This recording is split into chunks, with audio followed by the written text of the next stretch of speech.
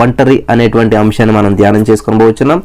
యెషయా గ్రంథం 60:22 దేవుడు చెప్తున్నటువంటి మాట, వారిలో ఒంటరి అయినటువంటి వాడు 1000 మంది అగును, ఎన్నిక లేని వాడు బలమైనటువంటి జనమగును. యెహోవానగు నేను తగిన కాలమున ఈ కార్యమును త్వరపెట్టుదును. ప్రార్థన చేద్దాం. స్తోత్రం దేవ, సర్వోన్నత సర్వాధికారి, ఈ సమయమందు నీ కృపచేత నడిపించమని, అద్భుతమైనటువంటి వాక్యం నాతో మాతో మాట్లాడి బలపరచమని యేసు నామమున ప్రార్థిస్తున్నాం తండ్రి, ఆమేన్. ప్రియమైనటువంటి సహోదరి స్నేహితులారా, ఇక్కడ యెషయా గ్రంథం 60వ అధ్యాయము 22వ వచనంలో దేవుడు చెప్తున్నటువంటి మాట ఏంటంటే, వారిలో ఒంటరి అయినటువంటి వాడు 1000 మంది అగును, ఎన్నిక లేని వాడు బలమైన జనమగును. యెహోవానగు నేను తగిన కాలమున ఈ కార్యమును త్వరపెట్టుదును. తగిన కాలము ఇక్కడే వచ్చిందండి. మనకి ఈ వాగ్దానం నమ్ముతాం. ఒంటరైన వాడు 10,000 మంది అవుతాడు, 1000 మంది అవుతాడు, ఎన్నిక లేని వాడు బలమైన జనం అవుతాడు. వావ్, అక్కడ దాకా బాగానే చదువుతాం. కానీ యెహోవానగు నేను అనగా దేవుడు తగిన కాలమందు ఈ కార్యం చేయును. మనకి దేవుడు తగిన సమయం ముందు ఆయన మిమ్మల్ని హెచ్చించు రీతిగా ఆయన యొక్క బలిష్టమైనటువంటి చేతి కింద దీన మనస్కులయ్యుండు అని దేవుని వాక్యం సెలవిస్తుంది. అది మర్చిపోతాం. కొత్త నిబంధనలో ఉన్నటువంటి వాక్యాన్ని మర్చిపోతుంటుంటాం. ఏంటంటే, తగిన సమయమందు ఆయన మిమ్మల్ని హెచ్చించు రీతిగా ఆయన యొక్క బలిష్టమైన చేతి కింద దీన మనస్కులయ్యుండు అని చెప్పి దేవుని వాక్యం సెలవిస్తూ ఉంది. ఇక్కడ అర్థమవుతుంది కదా అందరికీ? దీన మనస్కులయ్యుండు. హల్లెలూయా. కాబట్టి మనం ఒంటరితనంలో ఉన్నానండి, ఇబ్బందులో ఉన్నాను, సమస్యలో ఉన్నాను అని ఉంటుంటాం. కానీ ఆ ఒంటరితనంలో మనం నేర్చుకోవాల్సింది చాలా ఉన్నది ఇక్కడ. హల్లెలూయా, దేవునికి స్తోత్రం కలుగును గాక. మరి 51వ అధ్యాయంలో మనం చూసినట్లయితే 2వ వచనంలో చూసినట్లయితే దేవుడు మాట చెప్తున్నాడు, మీ తండ్రి అయినటువంటి అబ్రహాము సంగతి ఆలోచించుడి, మిమ్మును కనినటువంటి సారాను ఆలోచించుడి. అతడు ఒంటరి అయి ఉండగా నేను అతనిని పిలిచి తిని, అతనిని ఆశీర్వదించి, అతనిని పెక్కుమంది అగునట్లు చేసి తిని. చూసారా, దేవుడు గుర్తు చేస్తున్నాడు. ఒకసారి నేను ఎలా చేస్తానంటే చేసి చూపించాను. ఆల్రెడీ ఒకసారి గతం గుర్తు చేసుకోండి అని చెప్తా ఉన్నాడు. దేవునికి స్తోత్రం కలుగును గాక. కాబట్టి ఇక్కడ మనం చేయవలసింది ఏంటంటే, ఆయన బలిష్టమైన చేతి కింద ఉన్నామని మనకు తెలుసు. 1 పేతురు 5వ అధ్యాయం మరి 6వ వచనం 7వ వచనం మీరు చదువుకున్నట్లయితే అక్కడ దేవుడి వాక్యం సెలవిస్తూ ఉందంటే, దేవుడు తగిన సమయం ముందు మిమ్మల్ని హెచ్చించినట్లు ఆయన బలిష్టమైన చేతి కింద దీన మనస్కులై ఉండు. ఇది లేదండి, మనకు ఓపిక లేదు. దేవుడు చేస్తాడనేటువంటి విశ్వాసం ఉంటుంది, కానీ అంత ఓపిక ఉండదు అనమాట, మనకు అంత సహనం ఉండదు అనమాట. ఖచ్చితంగా ఆయన చేతి కింద దీన మనస్కులైంది. తగిన సమయం దేవుడు హెచ్చింతాడు. తగిన సమయం ఎక్కడ బ్రదర్? నాకు 60 వచ్చాయి. తగిన సమయం ఎక్కడ బ్రదర్? నాకు 70 వచ్చినాయి. ఇంకెప్పుడు బ్రదర్? ఇంకెప్పుడు? జీవితం ఏంటి? వయసు అంతా అయిపోయింది, జీవితం అంతా అయిపోయింది, ఇంకెప్పుడు ఎంజాయ్ చేస్తాం? ఎప్పుడు మేము సుఖపడేది ఎప్పుడు మేము అని చెప్పి చాలామంది అనుకుంటారు. ప్రియులారా, నీ వయసు 60 70 అది దేవుడు చూడ్డా. అసలు తగిన సమయం అంటే నీ వయసుని బట్టి తగిన సమయం కాదు. వివాహ సమయం అంటాం, మనకి 21 పెళ్లి చేయటం, లేకపోతే ఇది అదని అని చేస్తుంటుంటాం. కానీ ఇక్కడ దేవుడు చెప్తున్నటువంటి తగిన సమయం అంటే ఏంటంటే పరిపూర్ణత రావాలన్నమాట. మనం చూస్తూ ఉంటుండే యాకోబుకి ఎప్పుడు పరిపూర్ణత వచ్చిందండి? యేసోబు దగ్గరికి వెళ్ళినప్పటికీ ఆల్మోస్ట్ 100 సంవత్సరాలు వచ్చినప్పటికీ అప్పుడు పరిపూర్ణత వచ్చినట్టు మనం అక్కడ చూస్తూ ఉన్నాం. అలాగే ఇక్కడ అబ్రహాము గారికి కూడా దేవుడు ఎప్పుడు పరిపూర్ణత వచ్చిందంటే 100 సంవత్సరాలు ఇచ్చాడు పిల్లల్ని. అంటే తగిన సమయం అంటే మనం అనుకున్నటువంటి సమయం తగిన సమయం కాదు. మనం అనుకున్నటువంటి ఆలోచనలు నరుని హృదయంలో ఆలోచనలు అనేకం వస్తాయంట. యెహోవా తీర్మానమే స్థిరమవుతుంది అంటాడు. దేవునికి స్తోత్రం కలుగును గాక. హల్లెలూయా. మరి గమనించాలి ప్రియమైనటువంటి సహోదరి స్నేహితులారా. కాబట్టి ఇక్కడ ఒక్కడుగా వచ్చాడు అబ్రహాము. ఆ సంగతి ఆలోచించుకోండి. మిమ్మల్ని కన్నా సారాను కానీ వీళ్ళందరినీ ఒంటరిగానే వచ్చాడు. నేను అతను పిలిచి తిని, అతనిని ఆశీర్వదించి, అతనిని పెక్కు మంది అగునట్లు చేసి తిని. దేవుడు పిలిచాడంటే ఖచ్చితంగా పెక్కు మంది అగునట్లు ఆశీర్వదిస్తాడు అంటాడు. నీ చేతిలో రొట్టెనయ్యా నేను నన్ను విరిచని ప్రార్థన చేస్తాం, పాట పాడతాం, బాగానే ఉంది. ఆ చేతిలోకి వెళ్ళిన రొట్టు విరవబడితేనే అది నలుగురికి ఉపయోగపడుతుంది. ఆ రొట్టు నలగొట్టబడితేనే నలుగురికి ఉపయోగపడుతుంది. దేవుని చేతిలో రొట్టు విరుదేవా, మరి విరుస్తున్నప్పుడు ఎందుకు బాధపడుతుంటాం మనం? దేవుడు విరుస్తున్నప్పుడు ఎందుకని చాలా భయం పడుతూ ఉంటుంటాం, ఎందుకని ఆందోళన చెందుతుంటాం? నిజంగా రొట్టు విరుస్తున్నప్పుడు ఏమవుతుంది? పెయిన్ అనిపిస్తుంది, నొప్పి అనిపిస్తుంది, నలుగుతున్నట్టు అనిపిస్తుంది. కాబట్టి దేవుని చేతిలో నేను ఉన్నాను, దేవుని చేతిలో నేను వాడబడదంటే దేవుడి చేతిలో ఉన్న రొట్టె ఏమవుతుంది? నలుగురికి ఉపయోగపడేలాగా దేవుడు ఏం చేస్తాడు? దాన్ని విరిచి పంచి పెడతాడు అనమాట. అప్పుడు నలుగురు ఆకలి తీరుస్తుంది అది.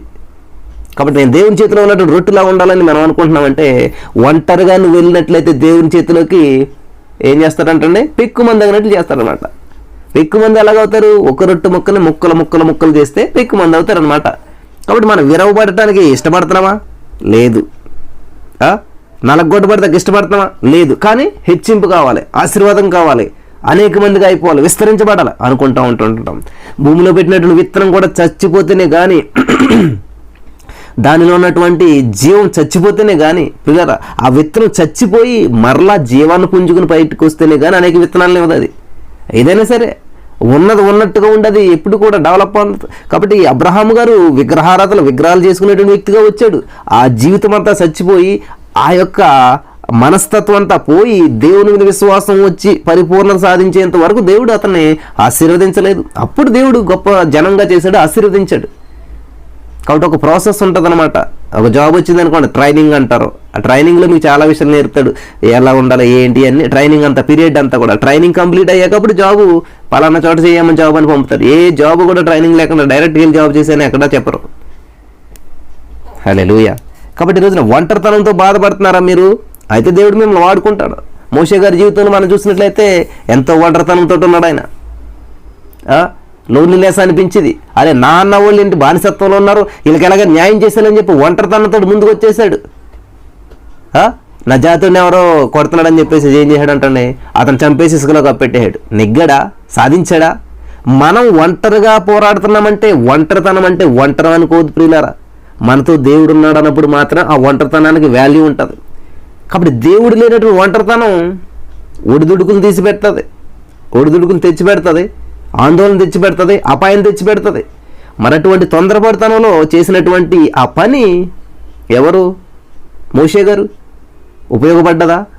రక్షించగలిగాడా? కనుక తన స్థానాన్ని కోల్పోయాడు.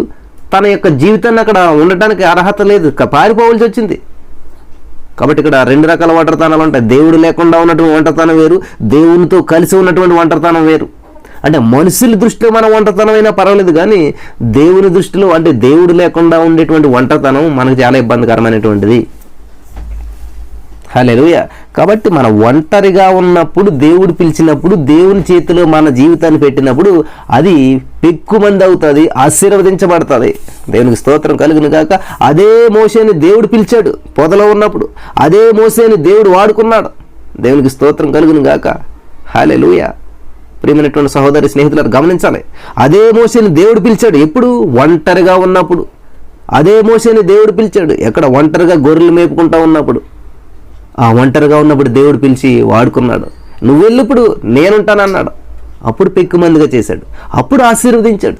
హల్లెలూయా. అప్పుడు మోషే ఏది చేస్తుంది? సముద్రాన్ని కొడితే 2 పాయలు అవటం, మరి బండను కొడితే నీళ్లు రావటం, ప్రార్థింతే పూరేళ్ళు కొరవటం, అన్నా కొరవడం, ఇవన్నీ కూడా ఒక్కడు. హల్లెలూయా. దేవునికి స్తోత్రం. ఒక్కడు వల్ల 20 లక్షల మందికి ఆహారానికి మరి సమకూర్చగలడు. ఒక్కడు ప్రార్థన చేసినప్పుడే 20 లక్షల మందికి మార్గాన్ని ఏర్పాటు చేయగలిగాడు.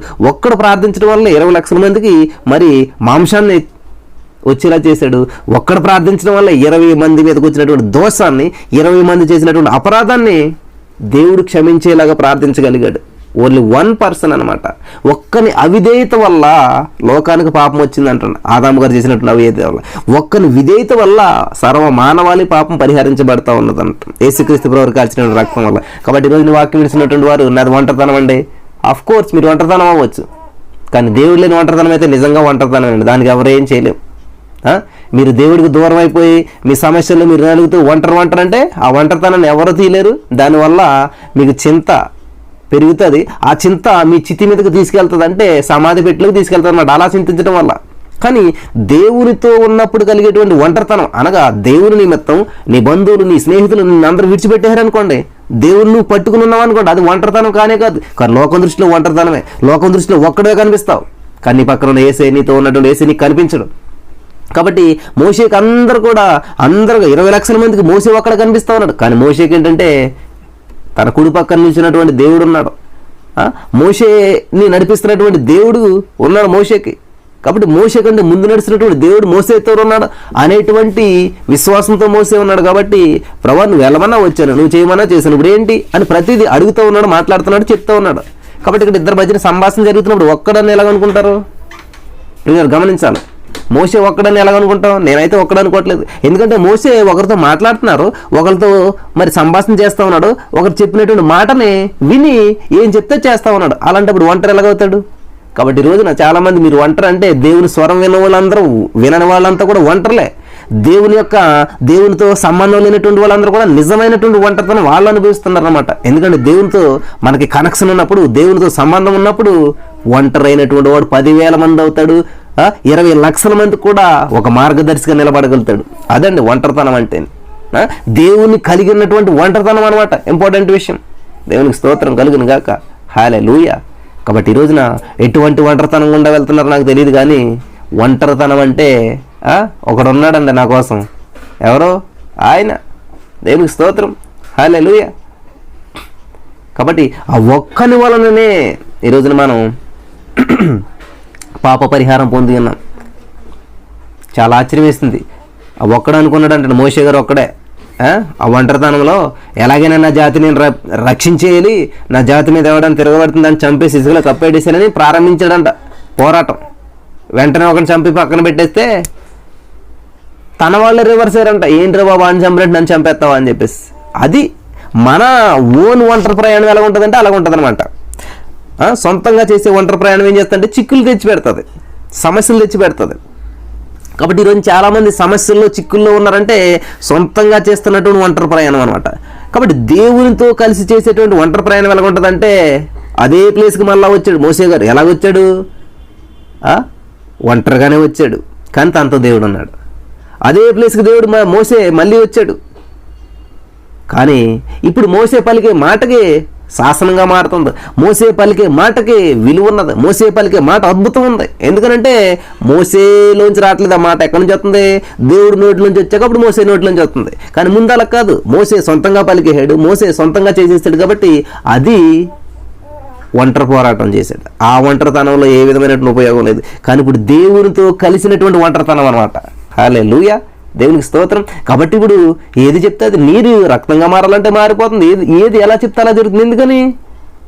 మనుషులందరికీ మోసే మాట్లాడుతున్నాడు, మోసే చేస్తున్నాడు, మోసే కర్ర ఎత్తాడు, సముద్రం 2 పాయలైంది అనుకుంటా ఉన్నారు. కానీ మోసే వెనకాల సర్వశక్తివంతుడైనటువంటి దేవుడు ఉన్నాడు. కాబట్టి ఈరోజు మీరు ఒంటరిగా కనిపిస్తున్నారా జనాలకి? ఈరోజు మీరు ఒంటరిగా ఉన్నట్టు ఉన్నారా? ఈరోజు మీ బంధువులు, స్నేహితులు, మీ ఇరుగుబరు వారు, మీ సంఘ సభ్యులు, మీ కుటుంబ సభ్యులు, లేకపోతే మీ రక్త సంబంధులు అందరూ మిమ్మల్ని పక్కన పెట్టేసేసి మీరు ఒంటరిగా ఉన్నారు అని మీరు అనుకుంటున్నారా? No problem. కానీ దేవునికి దగ్గరగా ఉన్నట్లయితే అది ఒంటరితనం అనిపించదు, వండర్ఫుల్గా అనిపిస్తుంది అనమాట. దేవునికి స్తోత్రం. వండర్ఫుల్ లైఫ్ అనిపిస్తుంది అనమాట. దేవునికి స్తోత్రం కలిగిన. ఎందుకంటే దేవునికి సమీపంగా ఉన్నటువంటి వ్యక్తికి సమస్తము లోబడుతుంది అనమాట. కాబట్టి ఇక్కడ మోషే భార్య పిల్లలను వదిలేశాడు, మామగారిని వదిలేశాడు, గొర్రెలను వదిలేశాడు, అన్ని వదిలేశాడు. ఒంటరితనంలాగా అనిపిస్తుంది. అరే నాన్న వాళ్ళు ఎవరు లేరే, నా ఫ్యామిలీ లేదే, నా కుటుంబం లేదే, నా భార్య లేదు, నా పిల్లలు లేరు, ఎవరు లేరు, ఎవరో నాకు మరి వీళ్ళ కోసం నేను అందరినీ విడిచిపెట్టేసి వచ్చేహనే అని అనుకుని ఉండొచ్చు. లేకపోతే అనేటువంటి ఆలోచన కూడా వచ్చిందేమో. ఒకవేళ నాకు ఏదన్నా జలుబు చేసినా, లేకపోతే నాకు దగ్గు వచ్చినా, జ్వరం వచ్చినా, బాధ వచ్చినా ఎవరికి చెప్పుకోను నేను అని అనుకున్నాడేమో మోసే ఒకవేళ. ఎందుకంటే నాకు భార్య లేదు, పిల్లలు లేదు, అసలు నేను ఎందుకు కష్టపడతాను ఇదంతాను కదండి. మనమైతే ఆలోచన అలా చేస్తూ ఉంటుంటాం. కానీ మోసే గారు వచ్చినప్పుడు చూడండి, ముందేమో తను చేసింది వేరు, ఇప్పుడేంటి అందరూ ఉండి ఒంటరితనం అనుభవిస్తున్నాడు. మోసే గారు భార్య ఉంది, పిల్లలు ఉన్నారు, మాంగారు ఉన్నాడు, గొర్రెలు ఉన్నాయి, అన్నీ ఉండి ఒంటరితనం అనుభవిస్తున్నాడు మోసే గారు. కానీ లోకానికి అలా కనిపిస్తూ ఉంది. మనం చూస్తుంటే నిజమేనండి, మోసే గారి భార్య కూడా రాలేదు, పాపం వెంట పిల్లలు కూడా రాలేదు, ఒక్కడే వచ్చాడు. పిల్లలు ఒక్కడే కాదు, దేవుడితో కలిసి వచ్చాడు, దేవుడిని తీసుకుని వచ్చాడు, దేవుడు వెంట పెట్టుకుని వచ్చాడు అనమాట. కాబట్టి మోసే చేస్తున్న ప్రతిదీ ఆశీర్వదించబడతా ఉన్నది. దేవునికి స్తోత్రం కలుగును గాక. కాబట్టి ఈ లోకంలో నువ్వు ఒంటరిగా కనిపించవచ్చు, నీ భార్య పిల్లలు నీకు సహకరించకపోవచ్చు, నీ సంఘ సభ్యులు, నీ కుటుంబ సభ్యులు, నీ సహోదరులు ఎవరు కూడా మీకు సహకరించకపోవచ్చు. కానీ దేవుడు మీకు సహకరించినట్లయితే 20 లక్షల మంది లోబడతారు. నీ భార్య, నీ పిల్లలు నీకు లోబడకపోవచ్చు, నీ బంధువులు నీకు లోబడకపోవచ్చు, నీ చుట్టుపక్కల వాళ్ళు నీ మాట వినకపోవచ్చు. కానీ ఏం చెప్తున్నాడంటండి దేవుడు? దేవుని మాట విన్నటువంటి మోసేకి 20 లక్షల మంది ఒబీడియంట్ చూపిస్తూ ఉన్నారు. 20 లక్షల మంది మోషే వెనక నడుస్తూ ఉన్నారు. దేవునికి స్తోత్రం కలుగును గాక. కాబట్టి ఈరోజు నేను చెప్పదలుచుకున్నటువంటి విషయం ఏంటంటే, వారిలో ఒంటరైనటువంటి వాడు 1000 మంది అగును, ఎన్నిక లేని వాడు బలమైన జనమగును. యెహోవానగు నేను తగిన కాలమున ఈ కార్యము త్వరపెట్టుదును. అబ్రహామును ఆశీర్వదించాడు. అబ్రహాం గురించి ఆలోచించుకోండి, సారా గురించి ఆలోచించుకోండి. అబ్రహాం ఒంటరైకుండా నేను అతను పిలిచానే, అతను ఆశీర్వదించానే, అతని సంతానం నిష్కరేణువులు చేశానే, గుర్తుపెట్టుకోండి అని దేవుడు చెప్తున్నాడు. ఈ రోజున చదివాం బైబిల్, ఒక స్టోరీ, ఒక కథ, ఒక సినిమా అనుకుంటున్నారేమో మీరు అంతాను. అది రియల్ లైఫ్కి అప్లై చేసుకోండి అమ్మా అని చెప్పి దేవుడు చెప్తూ ఉన్నాడు. దేవునికి స్తోత్రం కలుగును గాక. హల్లెలూయా.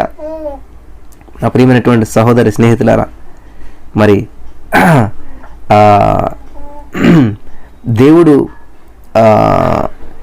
చెప్తున్నాడు, దేవుడు నేను పిలిచినప్పుడు ఉండాలన్నమాట. దేవుడు పిలిచినప్పుడు ఒంటరిగా ఉంటే విలాపవాక్యం 3:28 మాట చెప్తాడు దేవుడు, అతని మీద దానిని మోపినవాడు యెహోవా కనుక అతను ఒంటరిగా కూర్చుండి మౌనంగా ఉండవలను. ఒంటరితనమే భయంకరం అంటే మళ్ళీ మౌనంగా ఉండడం అని చాలా భయంకరం. కాబట్టి ఒంటరితనంలో మౌనంగా ఉండలే. మనం ఒంటరితనంలో మనకి మైండ్ చాలా డిస్టర్బ్డ్గా ఉంటుంటుంది. ఒంటరితనంలో ఏం మాట్లాడతామో తెలియదు అనమాట. కాబట్టి ఇక్కడ దేవుడు చెప్తున్నటువంటి మాట ఏంటంటే, నీ మీద ఒక కాడిని మోపుతూ ఉన్నాడు, నీ మీద ఒక బాధ్యత ఇస్తూ ఉన్నాడు దేవుడు. కాబట్టి అతని మీద దాన్ని మోపినవాడు యెహోవా కనుక అతను ఒంటరిగా కూర్చుండి మౌనంగా ఉండవలను. ఒంటరిగా కూర్చోవాలి, మౌనంగా ఉండాలి. పాడతా మనం, కూర్చుందును నీ సన్నిధిలో దేవా ప్రతిదినం. ప్రతిదినం కాదండి, దినమంతా దేవుని సన్నిధిలో కూర్చోవాలన్నమాట. ఒంటరితనంలో కూర్చున్నప్పుడు, ఒంటరితనంలో ఉన్నప్పుడు పిచ్చి పిచ్చి ఆలోచన చేసుకోకుండా అటు ఇటు మనసుని వెళ్ళిపోని ఒక ఏం చేయాలంట, దేవుని సన్నిధిలో దినవెల్లా కూర్చోవాలన్నమాట. దేవునితోనే కూర్చోవాలన్నమాట. ప్రభా ఏంటి ఇప్పుడు పరిస్థితి, ఏంటి ప్రభా, ఏం చేయాలి ప్రభా, ఏంటని చెప్పి దేవుడిని అడుగుతుంటుండే. గైడెన్స్ ఇచ్చేస్తుంటాడు దేవుడు. ఆ మోషే ఇలాగెళ్ళు, ఇలా మాట్లాడు, ఫరూతో ఇలా మాట్లాడు, తర్వాత ఇలా చేయి, ఇలాగన్నాడా, సరే ఇలా చెల్లు, అది అవ్వలేదా, ఇలా చేయి, ఈ అద్భుతం, అలా 10 అద్భుతాలు ఒకటే అలా ఎన్ని చేస్తా ఉన్నాడు దేవుడు. పిల్లలు గమనించారా? అంటే మనం దేవునితో మాట్లాడకపోవడం వల్లే మన జీవితం ఏం పొందుకోవట్లేదు అనమాట. ఒంటరితనం ఉందని చెప్పి 100 మందికి ఫోన్ చేసి చెప్తాం, అది ఒంటరితనం ఎలాగవుతుంది? ఒంటరిగా ఉన్నానని చెప్పి మరి వాట్సాప్ స్టేటస్లు పెడతాం, ఐఎమ్ ఫీలింగ్ లోన్లీ అని. ఆ స్టేటస్ చూసి ఏమైనా 10 మంది వచ్చి నీ పక్కన కూర్చుంటారా? లేదు. కానీ నువ్వు ఒంటరిగా ఉన్నావని 100 మందికి తెలిసింది అక్కడ. కాబట్టి మన మైండ్ ఎట్లా పనిచేస్తుందంటే కరెక్ట్గా పనిచేయదు అనమాట. మనం అనుకుంటూ ఉంటుంటాం ఏదో సానుభూతి పొందుకుంటాం, ఏదో సహాయం పొందుకుంటాం అని. దానివల్ల మనం సానుభూతి సహాయం పొందుకోకుండా ఏం పొందుకుంటాం అంటండి? అవమానం, నిందలు, ఉపయోగం లేనటువంటిది అదంతా. కాబట్టి ఇక్కడ దేవుడు చెప్తున్నట్టు ఒంటరిగా ఉన్నావా, నువ్వు మౌనంగా ఉండు. హల్లెలూయా. దేవుని వైపు చూడు, దేవుని యొద్ద నుంచి కనిపెట్టు ఏమొస్తుందా అని చెప్పేసేసి. ఒంటరి ప్రయత్నం చేశాడండి ఎవరు? మోషే గారు. పని అవదని చెప్పి పారిపోయాడు, అడవిలోకి వెళ్ళిపోయాడు, గొర్రెలు తీసుకుంటున్నాడు, గొర్రెలు పేర్చుకుంటూ అలాగ ఒంటరిగా ఉండిపోయాడు, మౌనంగా ఉండిపోయాడు, ఇంకేం మాట్లాడుకుంటాను. అప్పుడు దేవుడు మాట్లాడుతున్నాడు, హలో మోసే అని చెప్పేసి. కాబట్టి మనం మౌనంగా ఉంటే దేవుడు మాట్లాడతాడు. కానీ ఈరోజు మనం మౌనంగా ఉన్నాం. ఎప్పుడు ప్రార్థన చేస్తాం, ప్రభా నాకు అది, నాకు ఇది అది ఇది ఇట్లా మాట్లాడి అని వచ్చేస్తామాట. ఇప్పుడు ఫోన్ చేసి ఎవరికన్నా మనం హలో ఎలా ఉన్నారండి, ఏంటి బాగున్నారా, మీ పిల్లలు బాగున్నారా, మా అందరు బాగున్నారు కదా, తిన్నారా, ఉన్నారా, ఓకే ఉంటానండి అని పెట్టేస్తే అసలు ఏం సమాధానం వచ్చింది అక్కడ నుంచి మనకి? ఈరోజు మనం చేసేటువంటిది అదే అనమాట. ప్రార్థన చేస్తాం దేవుడికి, దేవానికి స్తోత్రం, వందనాలు వేసే దీవించి ఆశ్రయించి బలపరిచిన నా ప్రభావ, వాళ్ళకి ఇచ్చినందుకు వందనాలు, వీళ్ళని కాపాడినందుకు వందనాలు, నన్ను దీవించి నా బిడ్డలు దీవించిన అని చెప్పి తాత ముత్తాతలు కానీ మొదలెట్టి మనవలు ముద్దు మనవలు వరకు వెళ్ళిపోద్ది ప్రార్థన అంతాను. ఆమెను అంటాం, అంతే వెంటనే వచ్చేస్తాం. మనం అసలు అవకాశం ఇస్తున్నాం దేవునికి? మౌనంగా 2 నిమిషాలు దేవుని దగ్గర ఉంటున్నామా? లేదు. అందుకనే సమాధానం రావట్లేదు అనమాట. మీరు ఎవరికైనా ఫోన్ చేసి వాగుతానే ఉండండి, నాన్ స్టాప్గా మాట్లాడుతూ ఉండండి. అమ్మా నాకు ఏమైనా ఛాన్స్ ఇస్తావు కూడా అంతా మాట్లాడతాకే అంటారు కొంచెం ఓపెన్ నా కాళ్ళు. అసలు నాకు ఏమన్నా మాట్లాడి ఛాన్స్ ఇస్తున్నావా అని అంటుంటారు. కాబట్టి ఈ రోజున మనదంతా ఏంటంటే అవతలకి ఛాన్స్ ఇవ్వం, ఎవరికి? దేవుడికి ఛాన్స్ ఇవ్వం అనమాట. దేవుడికి ఛాన్స్ ఇవ్వం మనం అసలే. కానీ మనం పాడతాం, కూర్చుందును నీ సన్ని. కూర్చుంటే ఉపయోగం ఏంటి? మౌనంగా ఉండాలి. ఎప్పుడు మనం మాట్లాడుతానే వెళ్ళిపోతున్నాం, ప్రార్థన చేస్తానే వెళ్ళిపోతున్నాం, అంతా చెప్తానే వెళ్ళిపోతున్నాం. దేవుడు చెవులే పని చేయాలి తప్ప నోరు పని చేయకూడదు మన దగ్గర. దేవుడు మాట్లాడేటువంటి దేవుడు మన దేవుడు. కాబట్టి ఆయన మాట్లాడదాకా మనం అవకాశం ఇస్తామా? లేదు. మనమే మాట్లాడేస్తాము, మనమే ప్రార్థన చేస్తాం. ఎప్పుడన్నా 2 నిమిషాలు దేవా నాతో మాట్లాడేసి అని చెప్పి మౌనంగా కూర్చున్నామా? లేదు. కానీ ఇక్కడ దేవుడు చెప్తున్నట్టు మాట ఏంటంటే ఒంటరిగా కూర్చుండి మౌనంగా ఉండవలను. దేవునికి స్తోత్రం కలిగిన గాక. హల్లెలూయా. హెజ్కేలు 33:24 దేవుడు చెప్తున్నాడు, నరపుత్రుడా, ఇజ్రాయేలు దేశంలో పాడైపోయినటువంటి ఆయా చోట్లను కాపురం ఉన్నవారు అబ్రహాము ఒంటరి ఈ దేశమును స్వాచ్ఛముగా పొందను కదా. హల్లెలూయా. ఒంటరిగా వచ్చినవాడు దేశాన్ని స్వాచ్ఛంగా పొందాడు. దేవునికి స్తోత్రం. దానియేలు గ్రంథం 10:8 చూసినట్లయితే, నేను ఒంటరి అయి ఆ గొప్ప దర్శనము చూచినందున నాలో బలమేమీ లేకపోయేను. హల్లెలూయా. నా సొగసు వికారమాయను, బలము నా యందు నిలవలేదు అని ఇక్కడ చెప్తా ఉన్నాడు. దేవునికి స్తోత్రం. హల్లెలూయా. దేవునికి స్తోత్రం కలుగును గాక. కాబట్టి ఒంటరిగా ఉన్నప్పుడు ఏం చేయాలంటే మౌనంగా ఉండాలి, ప్రార్థన చేయాలంట. యేసుక్రీస్తు ప్రభువు పెద్ద ఎగ్జాంపుల్ అండి మనకి. యేసుక్రీస్తు ప్రభువు పెద్ద ఎగ్జాంపుల్. మత్తయి సువార్త 14:23 చూసినట్లయితే, ఆయన ఆ జన సమూహములను పంపివేసి ప్రార్థన చేయుటకు ఏకాంతముగా కొండ ఎక్కిపోయి సాయంకాలం అయినప్పుడు ఒంటరిగా ఉండేను. చూడండి, పగలంతా ఏం చేస్తున్నాడు? అద్భుతాలు చేస్తున్నాడు. పగలంతా ప్రజలతో గడుపుతున్నాడు. పగలంతా కూడా ప్రజలందరికీ పరిచర్య చేస్తున్నాడు. కానీ ఏం చేస్తున్నా? ప్రార్థన చేయుటకు ఏకాంతముగా కొండ ఎక్కిపోయి సాయంకాలం అయినప్పుడు ఒంటరిగా ఉండెను. లోయలో అద్భుతాలు జరగాలంటే కొండ ఎక్కాలి. దేవునికి స్తోత్రం కలుగును గాక. అర్థమవుతుంది ప్రియులారా? ఏంటంటే ప్రార్థన చేయుటకు కొండ ఎక్కిపోయాను. కొండ దిగి ఏం చేస్తున్నాడు? లోయలోకి వస్తున్నాడు. లోయలో జనాలు వేల మంది వస్తున్నారు, అద్భుతాలు చేస్తున్నారు. కాబట్టి నీ జీవితంలో మన బాధాకరమైనటువంటి లోతైనటువంటి పరిస్థితుల్లో, మరి చాలా క్లిష్ట పరిస్థితుల్లో మన జీవితంలో అద్భుతాలు జరగాలంటే కొండెక్కాలన్నమాట. కొండనగా మొకాళ్ళు, ప్రార్థన. హల్లెలూయా. ఈ ప్రార్థన అనేటువంటి కొండెక్కితేనే చూడండి, ప్రార్థన చేయటం ఏకాంతముగా కొండెక్కిపోయి ఆయన ఒక్కడు కొండెక్కితే ఇక్కడ వేల మందికి అద్భుతాలు చేయగలుగుతున్నాడు. కాబట్టి నా వల్ల ఏమవుతుందండి? నేను ఒక్కడనే. యేసుప్రభువు అలాగ అనుకున్నాడా? నేను ఒక్కడనే చేస్తే ఎక్కడ అవుతుంది? శిష్యులారా మీరు కూడా రండి నాతోటి, అందరు కలిసి చేద్దామన్నాడు. ఆయన ఒక్కడే ప్రార్థన చేశాడు. దేవునికి స్తోత్రం కలిగింది. ఒంటరిగా కొండకెక్కి ప్రార్థన చేశాడు ఆయన. హల్లెలూయా. రాత్రంతా ప్రార్థన చేస్తున్నాడు, పగలంతా అద్భుతాలు చేస్తున్నాడు. కాబట్టి ఈ రోజున మన జీవితంలో అద్భుతాలు కావాలి, పగలు జరిగే అద్భుతాలు కావాలి, కానీ నైట్ చేసే ప్రార్థన మనకు అవసరం లేదు. మన బాధ చాలా లోయలో దిగిపోయినండి, చాలా బాధలో కూరుకుపోయినండి. కాబట్టి నీ బాధలోంచి పైకి రావాలంటే ముందు కొండెక్కాలి, ముందు ప్రార్థన చేయాలన్నమాట. హల్లెలూయా. కాబట్టి అక్కడ కొండెక్కితే లోయలో అద్భుతాలు జరుగుతూ ఉన్నాయన్నమాట. కాబట్టి ఈ రోజున నా ప్రియమైనటువంటి సహోదరి స్నేహితులరా, దేవుడు ఒంటరిగానే వచ్చాడు. దేవుడు కూడా ఒక్కడే. దేవుడు ఏమన్నా 3-4 ఉన్నారంటే మనకి తండ్రి, కుమార, పరిశుద్ధాత్మ దేవుడు ఒక్కడే అనమాట. కాబట్టి ఒక్కడైనటువంటి దేవుడే సర్వమానవాళి పాప పరిహారార్థం తన రక్తాన్ని చెందించాడు. అందుకే చెప్తారు కదా, మొదటి ఆదాం కడపటి ఆదాం, మొదటి ఆదాం వల్ల పాపం వస్తే కడపటి ఆదాం వల్ల పాపం అంతా కూడా పరిహరించబడింది. పాపానికి ప్రాయశ్చిత్తం చేశాడు ఆయన. దేవునికి స్తోత్రం కలుగును గాక. హల్లెలూయా.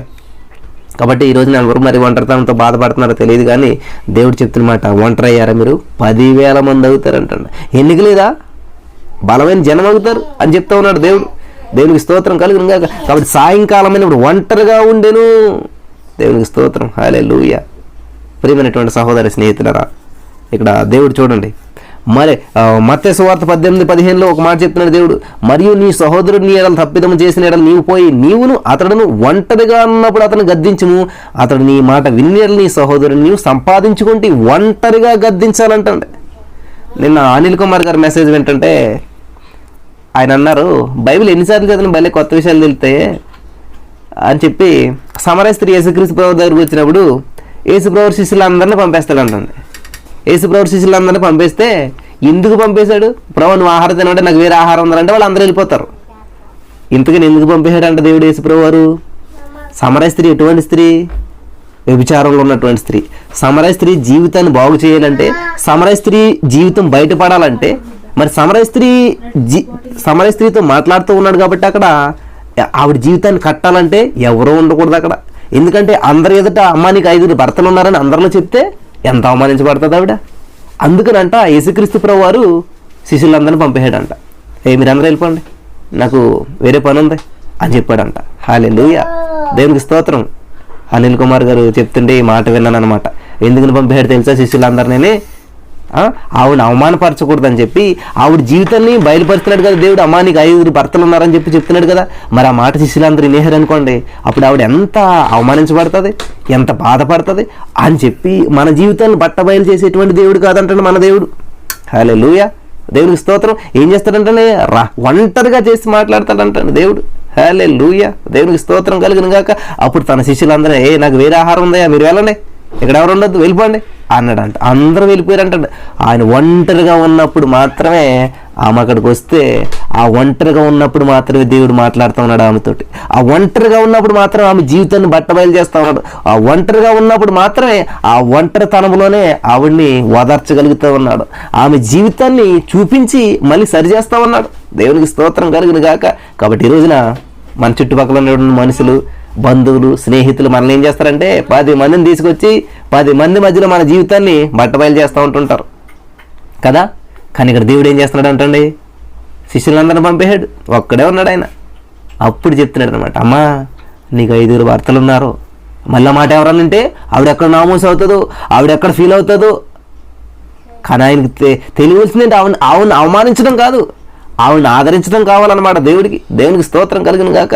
దేవుడికి కావాల్సింది ఏంటంటే ఆమెను లోపాలను ఎత్తి చూపటం కాదు, ఆమెను సరిచేయటం అనమాట. దేవునికి స్తోత్రం కలిగి ఆమెను సవరించాలనుకుంటున్నాడు, కానీ దేవుడు ఆమెను లోపాలను ఎత్తి చూపించాలనుకోవట్లేదు. నేను ఫిట్నెస్ ట్రైనర్గా క్లాస్ చెప్తూ ఉంటుంటాను. ఒక్కొక్క క్లాసెస్లో 10 మెంబర్స్ ఉంటుంటారు. నేను ప్రతి వాళ్ళ దగ్గరికి వెళ్తూ ఉంటుంటాను. ఏం చేస్తానంటే వాళ్ళు ఎక్కడైనా రాంగ్ చేస్తుంటే దాన్ని కరెక్షన్ చేస్తూ ఉంటుంటాను. అంతేగాని వాళ్ళ లోపాలను ఎత్తి చూపించను అనమాట. కొంచెం ఇట్లా చేయండి అట్లా చేయండి అని చెప్పి సెట్ చేసి వచ్చేస్తూ ఉంటుంటాను అనమాట. పోజ్ ఏదన్నా తప్పు చేస్తే ఇది ఇట్లా చేయాలి అట్లా చేయాలని చెప్పి సెట్ చేసి వస్తాను. అది ఎవరికి తెలియకుండా, వాళ్ళకి మాత్రమే 10 మందిలో వాళ్ళు ఉన్నా కానీ కొంచెం జస్ట్ ఇట్లా ఉండి అట్లా ఉండని చెప్పి వాళ్ళు సెట్ చేసి వచ్చేస్తాను అనమాట, 2 వాళ్ళకి తెలియకుండా.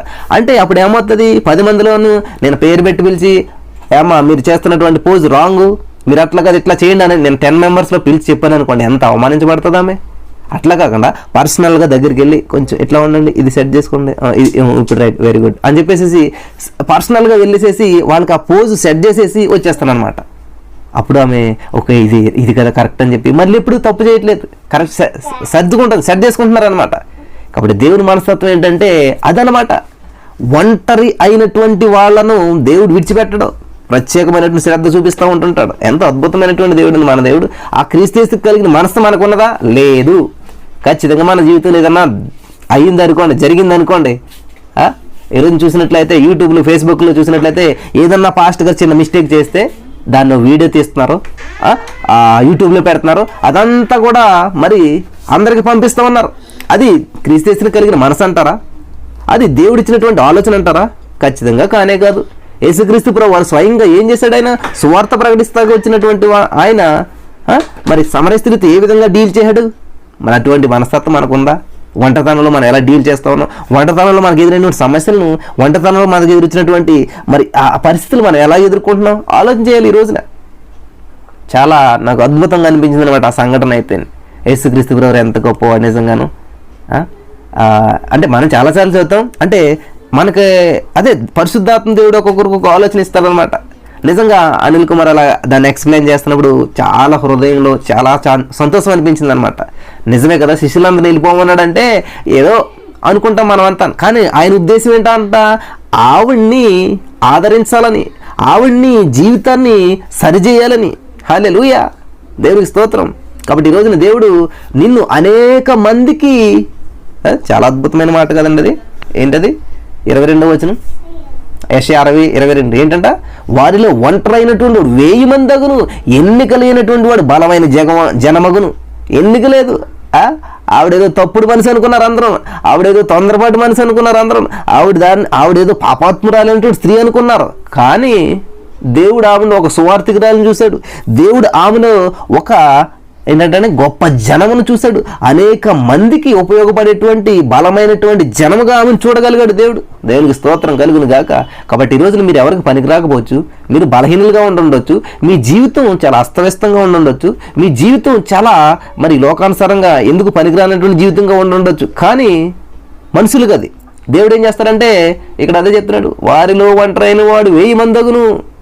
1000 మంది అంటే 1000 మంది పిల్లలు కంటారని కాదు కదా ప్రియులారా, 1000 మందికి ఉపయోగపడేటువంటి వారుగా చేస్తారు. యేసుక్రీస్తు ప్రభువారు మరి 5000 మందికి రొట్టెలు పంచాడు. ఏం చేశాడు? చిన్నపిల్లడు ఏం చేశాడు? ఆ చిన్నపిల్లడి చేతిలో రొట్టినట్టుగా చేసి ప్రభు చేతిలో పెట్టాడు. యేసు ప్రభువారు ఏం చేశాడు? దాన్ని విరిచి పంచిపెట్టాడు. హల్లెలూయా, దేవునికి స్తోత్రం. అపోస్తలుడైన పౌలు గారి గురించి మనం ధ్యానం చేసుకున్నాం. 275 మందికి రొట్టె విరిచి పంచిపెట్టాడు ఆయన. అనేక మందికి జీవాన్ని ఇచ్చాడు. ఒంటరి ఒక్కడే. దేవునికి స్తోత్రం కలుగును గాక. హల్లెలూయా.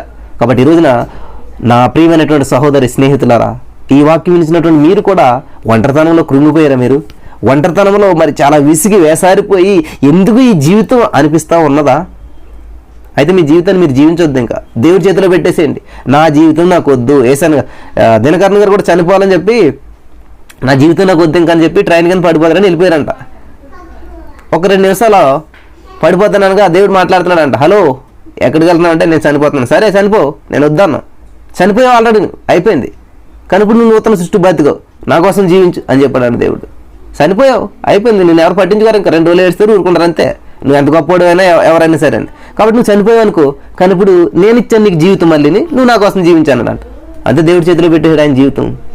కొన్ని లక్షల మందికి, కోట్ల మందికి ఉపయోగపడ్డాడు ఆయన. కాబట్టి ఈరోజు మీ జీవితం మీకు పనికిరాట్లేదా? మీ జీవితం మీకు జీవించడానికి ఇష్టపడతలేదా? వావ్, చనిపోవాలనుకుంటున్నారా? వెరీ గుడ్, చనిపోండి. ఎవడైనా నువ్వు క్రీస్తుని వాడు చనిపోయినట్టు, పాత గతించానమాట. పాత జీవితం గతించిపోయింది. మీ జీవితాన్ని దేవుని చేతిలో పెట్టేసండి. అప్పుడు దేవుడు దాన్ని ఏం చేస్తాడంట? 2 చేతులు పైకెత్తి, ఆ 2 చేతులు నిన్నెత్తుకుని పైకెత్తి ఆశీర్వదిస్తాడు. హల్లెలూయా. ప్రార్థన చేస్తాడు. అనేక మందికి పంచిపెడతాడు. పంచిపెడతామంటే ముక్కలు చేయటం అని కాదు పిల్లరా. దేవుడు నీకు మంచి మనసునిస్తాడు, మంచి ఆలోచనలు ఇస్తాడు, మంచి జ్ఞానం ఇస్తాడు, మంచి అనుభవాలను ఇస్తాడు అనమాట. ఆ అనుభవాల్లో చెప్పినటువంటి మాటలు అనేక మందిని ఆదరిస్తాయి, అనేక మందిని బలపరుస్తాయి, అనేక మందికి దీవెనకరంగా ఉంటాయి. హల్లెలూయా. దేవునికి స్తోత్రం కలుగును గాక. ప్రియమైనటువంటి సహోదరి స్నేహితులారా, కాబట్టి ఒంటరితనం గురించి మళ్ళీ నేను రేపు స్త్రీల కూడిక కాబట్టి ఎల్లుండి కూడా నేను చెప్పదలుచుకున్నాను. ఈ ఒంటరితనం గురించి చెప్తాను నేను. మీరు ప్రతి వారు కూడా రెగ్యులర్గా ఈ వాక్యాన్ని వినాలని చెప్పి దేవుని పేరట మీకు మనం చేస్తూ ఉన్నాను. దేవునికి స్తోత్రం కలుగును గాక. కాబట్టి ఇక్కడ దేవుడు చెప్తున్నట్టు మాట ఏంటంట? సహోదరుడు తప్పిదం చేసినట్లయితే, సహోదరుడు అంటే ఎవరు బ్రదర్? నేను ఒక్కడనే కొడుకుని, ఒక్కతనే కూతుర్ని అనుకుంటున్నారా? యేసుక్రీస్తు రక్తంలో కడగబడిన ప్రతి వారు అక్కడ దాకా. ఎందుకంటే స్కూల్లో మనం ఏం చేస్తాం? భారతీయులందరూ నా సహోదరులు. వావ్. మరి అలాంటప్పుడు పక్కోడు అంటే ఎందుకు పడదు నీకు? పక్కోడికి 4 మార్కులు ఎత్తే ఎందుకు ఎక్కువ పడవు? అంటే పెదాలతో మాత్రమే చేస్తున్నావు. నిజంగా భారతీయులందరూ మన సహోదరులు ఉంటే ఈరోజు నీకు భేదాభిప్రాయాలు ఉండవే.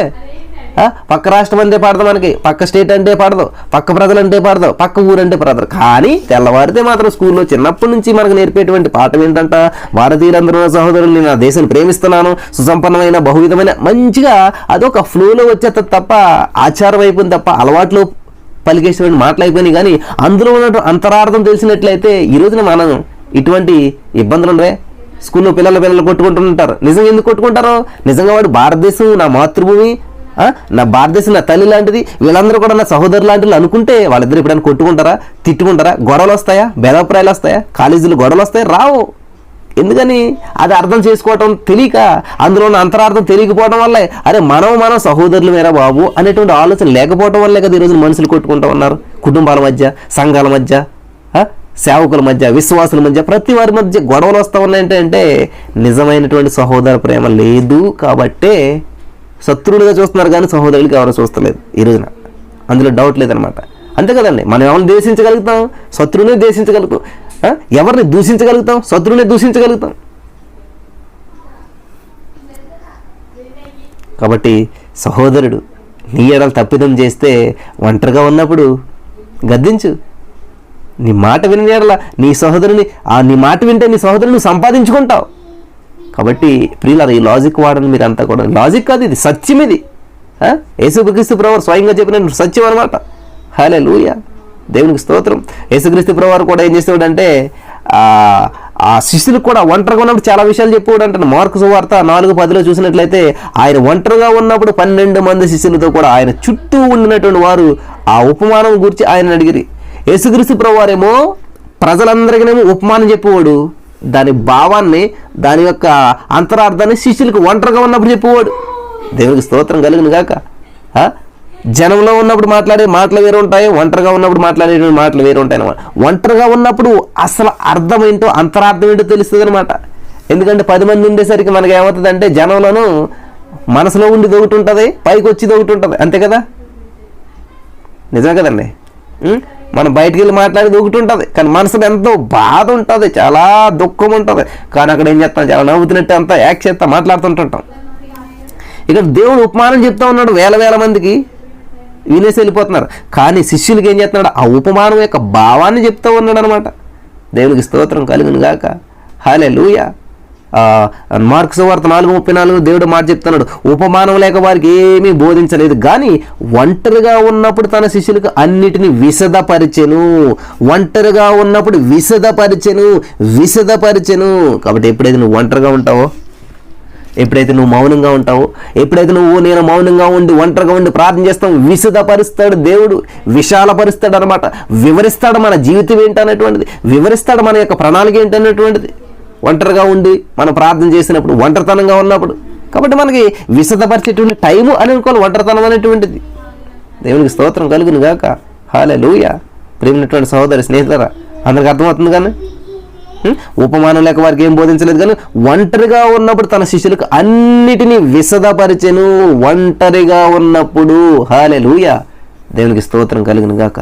ఈ ఒంటరితనం అనేటువంటి చాలా భయంకరమైనటువంటి అంటారు అందరూ, కానీ ఒంటరితనం అనేటువంటి చాలా విలువైనటువంటిదని నేను చెప్పగలుగుతాను నా ప్రియమైనటువంటి సహోదరి స్నేహితులరా. ఒంటరితనం అనేటువంటి చాలా విలువైనటువంటిది, చాలా గొప్పది. కాబట్టి ఈరోజు ఈ వాక్యం వినిచిన నా ప్రియమైనటువంటి సహోదరి స్నేహితులరా, మీ జీవితంలో ఎప్పుడైనా ఒంటరితనం అనేటువంటి అనుభవించారా? లేదు బ్రదర్, మా ఇంటి నిండా జనం ఉంటారు. ఇంటి నిండా ఉన్న జనం గురించి నేను మాట్లాడతలేదు నా ప్రియమైనటువంటి సహోదరి స్నేహితులరా. ఎంతమంది ఉన్నా కూడా ఒంటరితనం అనుభవిస్తారు చాలామంది. ఎంత జనాల మధ్యలో ఉన్నా కూడా ఒంటరితనం అనుభవిస్తారు చాలామంది. కాబట్టి నీ ఒంటరితనం పోవాలంటే ఆ ఒంటరితనాన్ని మరి అద్భుతంగా మార్చుకోవాలంటే దేవునికి సమర్పించుకోవాలి. నాకు నిందాగా పాట విన్నప్పుడు, నీ చేతిలో రొట్టె నేనయ్యా, బ్రెడ్ నేనయ్యా, నన్ను విరుసు.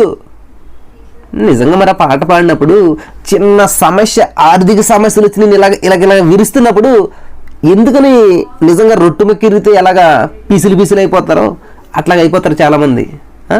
నా ప్రియమైనటువంటి సహోదరి స్నేహితులు, బ్రదర్ మీకు ఏం తెలుసు ఆర్థిక సమస్యల గురించి అంటారా? నాకు తెలుసండి. నేను డిగ్రీ కాలేజ్ అంతా కూడా ఒక్క పూట భోజనం చదువుకున్నటువంటి వ్యక్తిని. ఈవెన్ మా ఇంట్లో ఒక్క వైట్ రైస్ వండితే కనీసం అందులో కూర లేకపోతే, కర్రీ లేకపోతే మంచినీళ్ళు వేసుకుని తిన్నటువంటి వ్యక్తిని. నాకు తెలుసు ఒంటరితనం గురించి తెలుసు, ఆర్థిక సమస్యల గురించి తెలుసు, మానసిక ఒత్తిడి గురించి తెలుసు. ప్రేమైనటువంటి సహోదరి స్నేహితులు, ఎందుకని నడిపిస్తాడు వీటన్నిటి గురించి అంటే నువ్వు పరిపూర్ణం కావాలని, నువ్వు పర్ఫెక్ట్ కావాలని చెప్పేసేసి. దేవునికి స్తోత్రం కలుగును గాక. ప్రేమైనటువంటి సహోదరి స్నేహితులరా, కాబట్టి ఈ ఆర్థిక సమస్యలు అంటే అవి వచ్చినప్పుడు మనల్ని చాలా లొంగ తీసేసినట్టు అయిపోతుంటుంది, లేదు బెండ్ చేసినట్టు అయిపోతుంటుంటుంది. గమనించాలి. యోబు కంటే గొప్పవాడు మనం. యోబు గారు ఆ దేశంలో యోబే గొప్పవాడు అంటుండే. యోబు కూడా గొప్పవాడు అంటలేదు, యోబే గొప్పవాడని ఉంటుంది అక్కడ. ఆ దేశం అంటలో అతడే గొప్పవాడని ఉంటుంది అన్నమాట. అంతటి గొప్ప వ్యక్తి పెంట మీద ఉన్నాడంటే అతనికి తెలియదు ఆర్థిక సమస్యల గురించి. అంతటి వ్యక్తి పెంట మీద ఉన్నాడంటే ఎంత నలుగుతుంది మనసు, ఎంత విరుగుతుంది, ఎన్ని పీసులే ఉంటుంది. పిల్లరా గమనించరా, పీసు లేదంటాం కాదు, ఆయన మొత్తం పీసులే మిగిలిన ఇంతగా మనసంతా ముక్కలు అయిపోయి ఉండదు. ఇంకేముందని చెప్పి దేవుడిని ఆరాధించాలి ఆయన అసలేని కదా. ఒంటరితనంలో ఒక్కడైపోయాడు ఇంకా, కానీ భార్య ఉన్న పక్కనే. దేవునికి స్తోత్రం కలిగిన. కానీ దేవుడు ఉన్నాడు, కానీ ఏం చేస్తున్నాడు? దేవుడు మౌనంగా ఉన్నాడు. హల్లెలూయా. ఇక్కడ దేవుడు మౌనంగా ఉన్నాడు. ఎందుకంటే మనం మాట్లాడతాం ఆపేస్తే అప్పుడు దేవుడు మాట్లాడతాడు. దేవునికి స్తోత్రం. యోబు గారు ఏం చేస్తున్నాడు? తన పుట్టిన దినానికి శపించేస్తున్నాడు. నా పుట్టిన దినం లేకుంటే బాగుండు అట్లాగిట్లాగని చెప్పి బాధ రూపంలో వచ్చేస్తూ ఉన్నాయన్నమాట. దేవునికి స్తోత్రం కలుగును గాక. హల్లెలూయా. నా ప్రియమైనటువంటి సహోదరి స్నేహితులరా, దేవుని యొక్క మహోన్నత కృప నిన్ను నన్ను నడిపిస్తూ ఉంటుంటుంది. కాబట్టి సహనం లేకపోతే చాలా జీవితం చల్లారిపోతుంది. కాబట్టి ఈ వాక్యం ఇచ్చినటువంటి మీరు కేవలం విశ్వాసం ఉంటే సరిపోదు, కేవలం దశంభాగం ఇస్తే సరిపోదు, కేవలం పాటలు పాడితే సరిపోదు, కేవలం ప్రసంగం చెప్తే సరిపోదు, కేవలం చర్చికి వెళ్తే సరిపోదు. ప్రియులరా, సహనం ఉండాలి. మన సహనం ఎప్పుడు బయటపడుతుందంటే, మన జీవితంలో ఉన్నటువంటి సహనం ఎప్పుడు బయటపడుతుందంటే దేవుని వాక్యాన్ని వింటూ అనుసరిస్తూ సాగుతూ ఉన్నప్పుడు మాత్రమే బయటపడుతుంది. హల్లెలూయా. ఒక సిచ్యువేషన్ ఎదురైనప్పుడు మాత్రమే మనలో ఉన్న సహనం బయటపడుతుంది. అంతేగాని తొందరపడతానంలోనూ ఏదో అనుకూల అమ్ముగా లేనటువంటి సిచ్యువేషన్ మనకు ఎదురైనప్పుడు అప్పుడు మన సహనం బయటపడుతుంది అనమాట. సడన్గా ఏదో ఊహించినటువంటి సంఘటన ఎదురవుతుంది, అప్పుడు మన సహనం బయటపడుతుంది అనమాట. అంత సామరస్యంగా ఉన్నప్పుడు వండర్ఫుల్గా మాట్లాడతారని చాలామంది నేను చూశాను. కానీ సిచ్యువేషన్ రివర్స్ అయినప్పుడు, అనుకోని సంఘటన ఎదురైనప్పుడు అప్పుడు వస్తుంది అనమాట అసలు రూపం లోపల నుంచి బయటికి. అప్పుడు రావాల్సింది ఏంటంటే సహనం అన్నమాట బయటికి రావాలి. అప్పుడు రావాల్సింది ఏంటంటే బయటికి దేవుని యొక్క మనసు బయటపడాలన్నమాట. దేవునికి స్తోత్రం కలుగును గాక. హల్లెలూయా. కాబట్టి ఈరోజు ఈ వాక్యం నుంచి నా ప్రియమైనటువంటి సహోదరి స్నేహితులరా, ఈ వాక్యం నాకు చాలా బాగా హత్తుకున్నది. వారిలో ఒంటరైన వాడు 1000 మంది అగును, ఎన్నికలైనటువంటి వాడు బలమైన జనమగును. యెహోవానగు నేను తగిన కాలమున ఈ కార్యము త్వరపెట్టుదును. త్వర పెడతాడు దేవుడు కూడా. చాలా తొందర చేసేయాలి దేవుడు కూడా, చాలా తొందర నిన్ను అభివృద్ధి చెందించేయాలి దేవుడు కూడా, చాలా తొందర నిన్ను గొప్ప చేసేయాలని. మనం కూడా అనుకుంటాం, మా పిల్లలు కూడా ఉంది చిన్న పాప, గమ్ముని పెద్దదైపోతే బాగుండని చాలా తొందరపడుతున్నాం మేము. ఎప్పుడు ఎదుగుతుందని మాకు కూడా ఆశ. కానీ దానికి ఒక ప్రాసెస్ ఉందంటండి. ఏమున్నదంటే తగిన కాలమున ఈ కార్యం త్వర, దానికి ఒక తగిన కాలం ఉంది, తగిన సమయం ఉందన్నమాట. ప్రియాలు గమనించాలి. మనం అనుకుంటే అయిపోదాం, ఇవాళ చెట్టేసి రేపు కాయలు కాసేయాలంటే ఎక్కడవుతుంది? దానికో ప్రాసెస్ ఉంది. అది పెద్దదవ్వాలి ముందు, దాంట్లో పరిపక్వత రావాలి, కొమ్మలు వేసుకోవాలి, ఆకులు వేసుకోవాలి, ఆ చెట్టు బలపడాలి, అప్పుడు అది పువ్వులు పూస్తే కాయలు కాస్తే నిలబడతాయి.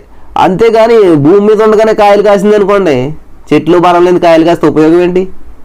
చిన్న చిన్న కాయలు వస్తాయి, లేకపోతే చెట్టు విరిగిపోతుంది. అందుకని ఫలాలు ఫలించమన్నమాట చెట్టు బలపడేంత వరకు. అలాగే మనం ఆత్మీయ జీవితంలో బలపడేంత వరకు దేవుడు ఫలాలను ఇవ్వడనమాట, ఫలించేలా చేయడనమాట. దేవునికి స్తోత్రం. కాబట్టి ఈరోజున ఒంటరితనంలో మీరు ఉన్నారంటే తగిన సమయమున్న దేవుడు కార్యం త్వరపెడతాడు. ఒకవేళ మీరు ఒంటరితనంలో ఉన్నట్లయితే ఈ మెసేజ్ని మరలా వినండి. దేవుడు మిమ్మల్ని దీవించి ఆశ్రయించి బలపరిచి మీకున్న ఒంటరితనం అంతటిని తీసివేసి మీ యొక్క సమస్యలను అన్నిటినీ దేవుడు విశదపరచునుగాక. ప్రతి దానికి వివరించి చెప్తాడనమాట దేవుడు. అటువంటి కృప దేవుడు ఇక్కడ ఉన్న వారందరికీ అనుగ్రహించి మరి యొక్క వాక్యం ద్వారా బలపరచునుగాక. ఆమేన్. ప్రార్థన చేద్దాం. యేసయ్యా, చాలా అద్భుతమైన విషయాలు మాకు తెలియజేసావు. నిజం ఒంటరితనంలో ఉన్నప్పుడు మేము వంగిపోతుంటుంటాం. కానీ మరి నా ప్రభా, నువ్వెంతైనా నమ్మదగిన దేవుడు, గొప్ప దేవుడు. మేము ఒంటరితనంలో ఉన్నప్పుడు మేమెంతో నలిగిపోతూ ఉంటుంటాం, బాధపడుతుంటుంటాం. నిజమే కదా నా ప్రభా? మరి నీ వాక్యం సెలవిస్తూ ఉంది, ఎవరు నన్ను చేయి విడిచినా యేసు చేయి విడువాడు, చేయి విడువాడు. ఎవరు నన్ను చేయి విడిచినా యేసు నన్ను చేయి విడువాడు. కాబట్టి ఈ రోజున మిమ్మల్ని ఎవరైనా చేయి విడిచేసారా? మిమ్మల్ని ఎవరన్నా ఒంటరి వాళ్ళని చేసేసారు అనుకుంటున్నారా? కానీ యేసయ్య మీతో ఉన్నాడు. మరి ప్రార్థన చేద్దాం. యేసయ్య, విన్న వాక్యం వ్యర్థంగా ప్రతి హృదయంలో బలపరచమని, ఆశీర్వదించమని, అనేక మందికి దీవెనకరంగా చేసినందుకు వందనం చెల్లిస్తూ నమ్మి పొందుకున్నాం తండ్రి. ఆమేన్.